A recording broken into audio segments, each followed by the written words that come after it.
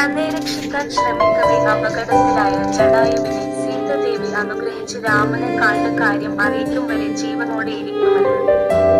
ജടായുവിന് സംഭവിച്ചത് കണ്ട് സീത വളരെ വേദനയോടെ ലക്ഷ്മണനെ ശകാരിച്ചതിൽ പശ്ചാത്തപിച്ചു. രാവണന്റെ വിമാനത്തിൽ ദൂരേക്കു മറഞ്ഞു.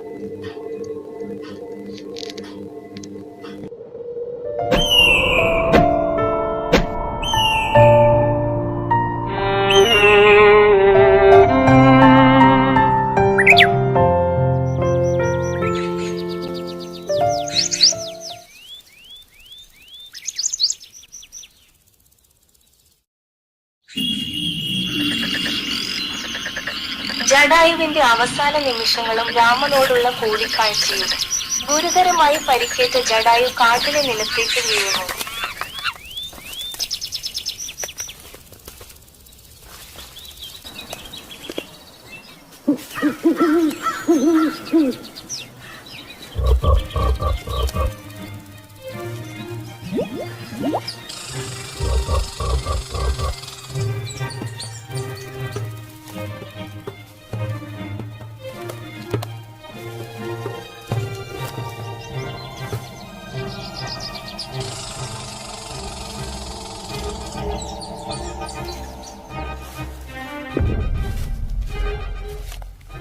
രാമനും ലക്ഷ്മണനും അവനെ കണ്ടെത്തുന്നു.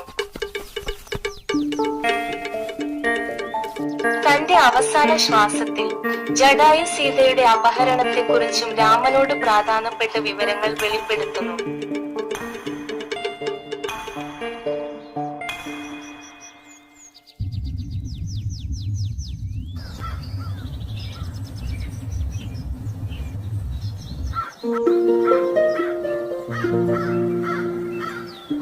രാമൻ ജടായുവിനെ അനുഗ്രഹിച്ചു. ദേവതകളും ആകാശത്തിൽ നിന്നും അനുഗ്രഹങ്ങൾ പൊഴിഞ്ഞു.